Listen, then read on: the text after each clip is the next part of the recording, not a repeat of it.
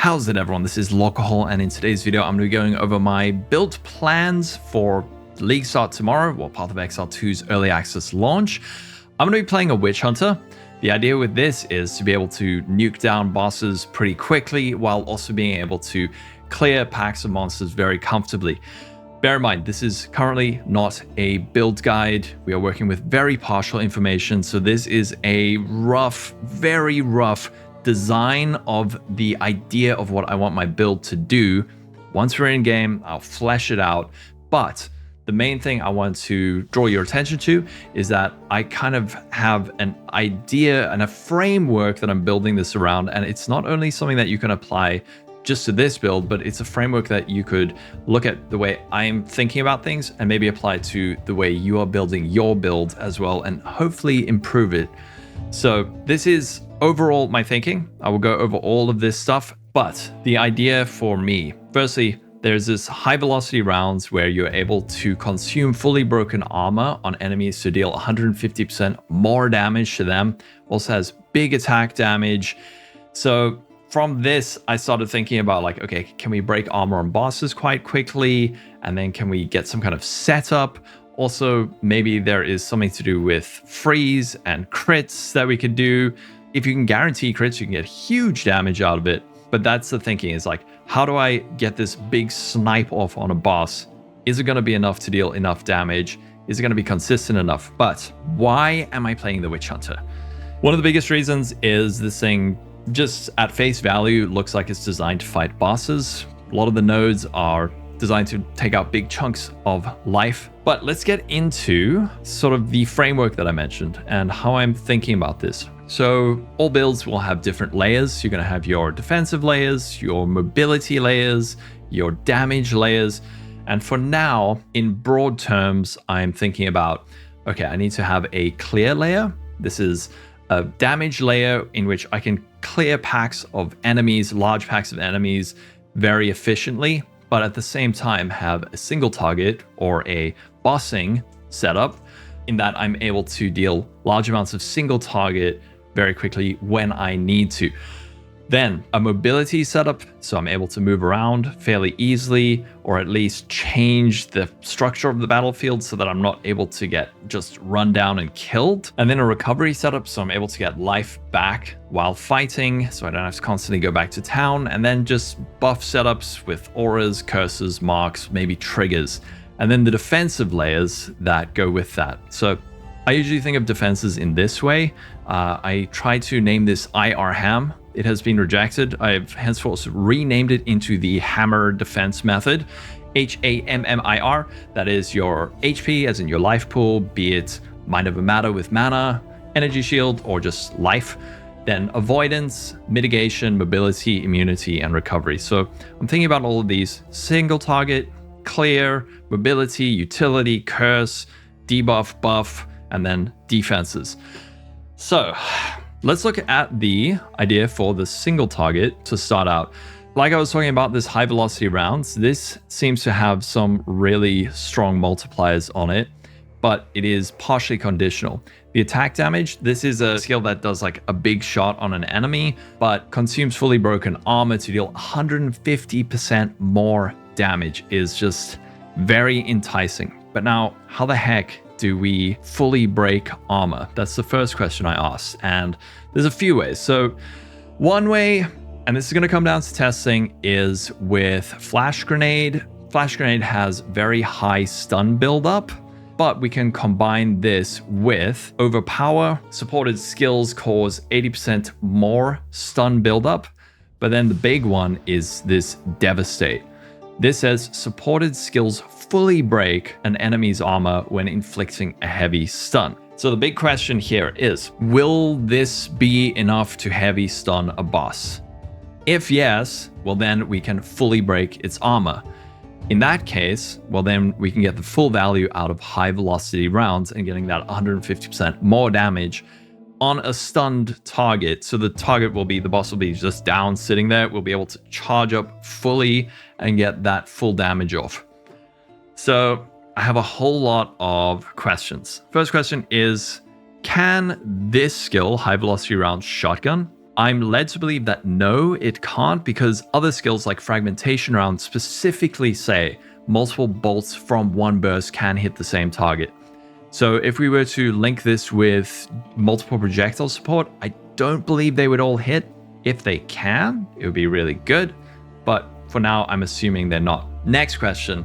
Is there any way that we can get crit on this big shot? Because if we can get that 150% more damage, that 249% attack damage multiplier, and crit, that is a whole lot of damage multipliers. So the question is, how can we guarantee crit? Crossbows only have a base crit of about 5%, so getting crit chance, even capped, is really not that easy, but there is this one gem that could make this possible. Biting Frost. Supported skills consume enemy freeze to guarantee a critical hit. So if we can, there's a lot of ifs with this, but if we can fully break the armor of an enemy and freeze them in a reasonable amount of time, this is with the single target, like on a boss, and then get this big snipe off on them, we are getting some, I mean, this maths is probably scuffed, but let's say that we have plus 30% to critical damage bonus. This is effectively crit multi in PoE 1, but then we also have things like increases and more crit multiplier. So on the tree, we have over here, let me just show you, there is some nice crit stuff down here. There's this like 80% crit damage bonus, reduced attack speed, but 80% increased critical damage with crossbows. There is also critical damage support, 50% increased critical damage bonus. So with those alone, we can be getting 130% increased critical damage bonus. So if we get our base crit multi or base crit bonus to 130, the base is 100 plus 30 from, let's say, a pair of gloves or something, and then get our crit increase to 130%, then we could be getting like 300% more damage with a crit, and then also including the attack damage multiplier and the fully broken armor multiplier. This could be an obscene amount of damage if this maths is all legit. But now the question, how hard will it be to actually freeze a boss? Is that going to be something that's possible to completely freeze a boss consistently when I need to? Also, how hard will it be to armor break a boss entirely? Is this flash grenade launcher setup enough? I'm not sure, but the idea is there. Will I be able to do these two things quickly enough as well to then snipe it? If it's a very mobile boss or a boss with a lot of adds, as in like little monsters that it spawns that annoy me while I'm trying to do this, will I be able to do it, or am I just going to get attacked down? Then would it just be better, instead of using this high velocity rounds, to use instead fragmentation rounds, which is this gem, right? This is fragmentation rounds, has 50% attack damage, but consumes freeze on enemies to deal 300% more damage. Multiple bolts from one burst can hit the same target. So if this full setup of trying to do the full armor break into the full freeze, into the full stun, if that is just too much, then maybe looking at fragmentation rounds could be a really good option for that single target setup. So all of this is something I want to test, but it goes into the thought process of how can I get single target on this build? I will go into the Ascendancy as well in a bit, but I'm just breaking down the foundations of the build first. The other thing that I was thinking of adding on top of this to help set up this freeze stun armor break is to use armor piercing rounds. This is like a fairly rapid shot crossbow skill. So the idea with this is to get the armor piercing rounds to break armor while also applying freeze simultaneously. I don't know if this is enough cold damage to reliably apply freezes, so I've gone with added cold, biting cold to get some of that cold exposure, and then cold penetration to get cold penetration. Glaciation supported skills cause 30% more freeze build up against chilled enemies. So the idea with this, I think it was shrapnel. That was the other one I wanted. Splinter support. Break armor equal to 15% of physical damage dealt by supported skill. So if this works, if we're able to fully armor break and freeze a boss with this one skill, that perfectly sets us up for this high velocity rounds. So this is the big question mark. Is this all going to work together? And that is what we will be testing on League Start tomorrow. But now let's talk about the clear. So For clear, I have a couple of ideas. One is firstly just like a cluster grenade setup plus armor piercing rounds. Can also go with like an incendiary shot to ignite the grenades that we throw out. But then there's another idea that I thought was quite interesting, which is to use Glacial Bolt. What this does is it shoots out a wall of ice in a sort of triangular pattern, but we could link this with Fortress support, which then instead would encase the enemies in a circle of frost. From there, just picture this, all right? Let's open the MS Paint. The idea with this is our little guy. We shoot out a wall of ice in a ring like this. The enemies are in here. These are the enemies, the little X's. And then from in there, we shoot these grenades, pew, and they all land inside here. And then they all explode and the enemies cannot escape. This may be ridiculous, but I'm picturing it and I think it makes sense. I think it could be good. So throw all the grenades in that glacial shot. Those are sort of the ideas, just like either trapping enemies with the glacial shot and then exploding them, or going for like a spray down with the armor piercing rounds and just cluster grenades. And then possibly if we are going for like a bit of a free setup, we can use Herald of Ice to get some more explosions to assist with the clear. Another very obvious thing to talk about is this node over here, Zealous Inquisition. 10% chance for enemies you kill to explode, dealing 100% of their maximum life as physical damage. Chance is doubled against undead and demons. Now, it's a bit hard to say how good this will be. In Path of Exile 1, Explode felt incredible. However, in Path of Exile 2, it's a bit tricky to say whether or not this will be as good, because we don't know the full extent of pack density in maps, or whether or not we will even need this because we might be doing enough explosions. I don't want to say it could be bait, but it might not be as good as we think, because we're still thinking in context of Path of Exile 1.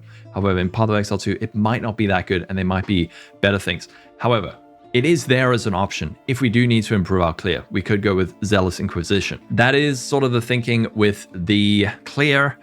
And then in terms of our curse/mark setup, apparently, correct me if I'm wrong, I believe we can use a curse and a mark in Path of Exile 2. That's what I was told. If that is the case, and I believe it is the case, using a freezing mark for single target, this makes enemies even more susceptible to freeze. So that'll be able to build up that freeze more quickly on bosses. And then as for curses, the current roster of curses that we have available feels very limited. So I'm not entirely sure what to do with this. I'm thinking maybe like a Blasphemy Enfeeble as like a mitigation, like a defensive curse setup linked with precision, maybe linked with vitality for a bit of life recovery. If there is a better curse that helps with damage, then I may opt for that. And then the Herald of Ice, like I said, maybe this will be enough to improve our clear to a point that it feels much better and smoother. So let's talk about some of the ideas for the defensive layers and what I'm thinking. And this is where the biggest question marks come up for me.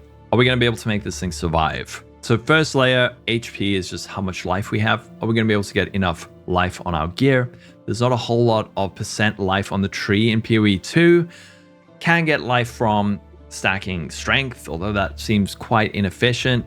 But we may be able to just get enough from gear and then one of the few nodes on the tree where we get that increased maximum life. This will need testing, but like I said, if you're doing your own build, it's something to think about. We will be going for life, not energy shield or mind over matter or anything like that. In terms of avoidance, evasion, that's the one that's currently standing out as an obvious choice. Once we're in game, we'll be able to see. Avoidance is just your ability to avoid attacks from enemies or avoid ailments from enemies in some way or another. Currently, all I have on my list is evasion.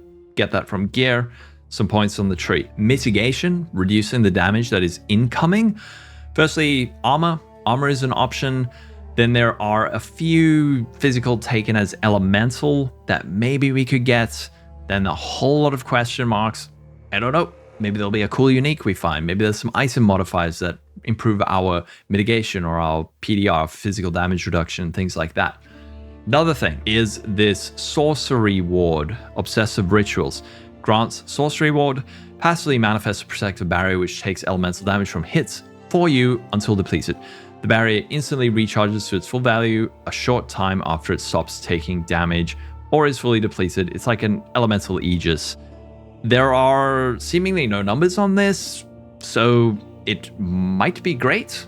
I'm also not entirely sure what types of damage our character is going to be taking. In PoE 1, it generally feels easier to deal with elemental damage than it does with like physical damage for a lot of builds, but this could be really good. Could be a very powerful defensive layer. 50% less armor and evasion rating. That's a big chunk out of your mitigation and avoidance layers. So it's essentially converting physical mitigation and stuff into elemental mitigation. So this is a maybe. We'll see. Maybe it's really good. And then as for the 50% increase effect of Sorcery Ward, if it's good, that's great. And it recovers 50% faster. So this is an option, at least on that mitigation layer. As for mobility, this is where I'm really lost, because in PoE, it's very easy to get your mobility up. You have your Quicksilver Flask, you have your movement speed on your boots, you have mobility skills. There's so many tools for mobility.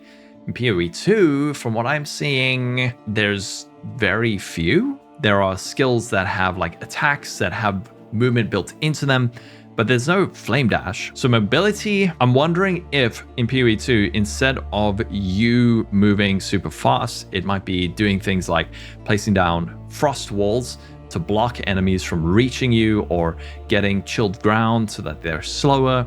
This build, we're able to freeze enemies, so slow them down. So instead of us going super fast, we make them go slower. Of course, we also have our dodge roll on top of that. Could take a node like Bulwark over here to get dodge roll, cannot avoid damage, take 30% less damage from hits while dodge rolling. That's a mitigation layer, but the mobility is a big question mark right now. And that's going to come down to what it's like to actually play the game. Are we going to need to zoom around as much as we did in PoE 1? Or is just dropping some walls, rolling around, getting some movement speed, is that going to be enough? Then, immunity. So immunity is immunity to bleed, shock, ignite, freeze in Path of Exile 1. Again, these were all fairly mandatory. You would need to get your corrupted blood immunity, bleed immunity, chill immunity, freeze immunity, shock immunity, ignite immunity, all of these different immunities. In PoE 2, is that going to be the case? I don't know. We might not need all of those things as much. Perhaps it's going to be a bit more lenient, so we might not need all of that stuff, but all I can see for now currently are charms to avoid, let's say, the worst of the worst. Like, this is a question mark, but it is something I'm thinking about. And then probably the most important layer of this defense is recovery. How do we get life back on this build? And I think it's going to be leech and maybe on kill effects and flasks, but I'm not fully aware of all the tools we have. So getting life back, is leech going to be enough? Are monsters in the end game going to have so much leech resistance that leech isn't going to feel good enough? We're going to be have to spamming flask constantly. On kill, that kind of conditional doesn't always feel that great, especially for bossing. You don't want to have to rely on kill effects to recover life. So recovery, currently I'm thinking leech, question mark, and see what else we can find. There's a lot of other ascendancies with really interesting, strong recovery layers, but for Mercenary, I'm struggling to find it. But it is a question I'm asking, and it's a question I will answer. So we should talk about the Ascendancy and what I think is good here. First big question is Weapon Master. 20 passive skill points become weapon set skill points.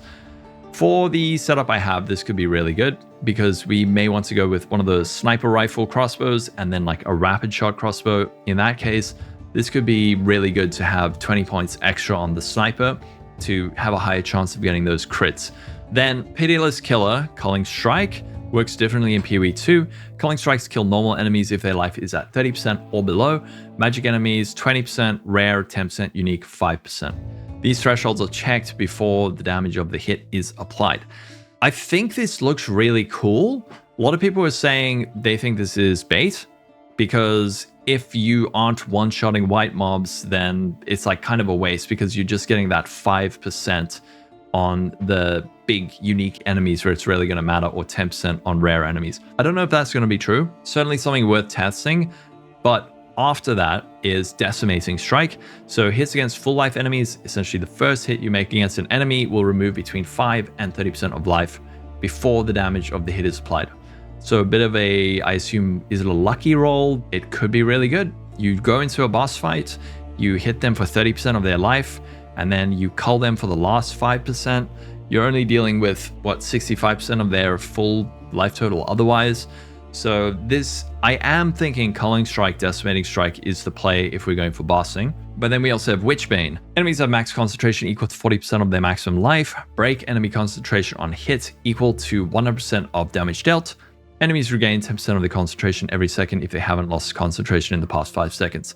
So concentration is related to cooldown recovery rate for enemies. Enemies have less cooldown recovery rate the lower their concentration, scaling down to 50% less cooldown recovery rate when concentration is at 0. So bosses will use certain skills less frequently. Again, we have a big question mark. Is this going to be good? Are there going to be bosses where they have really big, scary skills that you want them to use as infrequently as possible? Or is this going to cause them to use certain other skills more frequently that you don't want them to because their other things are on cooldown? It's a bit hard to say. I don't know.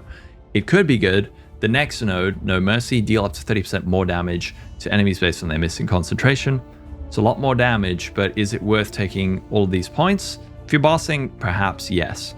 Then we have the Sorcery Ward, which I spoke about, might be good, don't know, and then the Explode. So to start, it may come down to feel.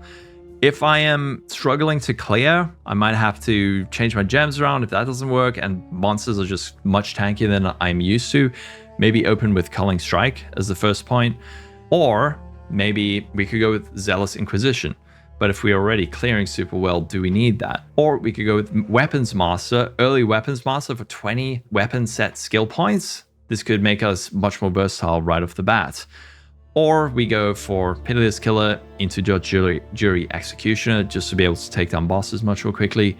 I don't know if anyone else has been feeling about this. It is so hard to say. There are so many tools and so many question marks and so many unknowns about the game, about the skills, about the gems, about the tree, about so much. But what I am really liking about this class is that it feels like I will be able to do what I need it to, depending on how the game feels. So if we go into the game and it feels like, okay, I need better clear, it has options for that.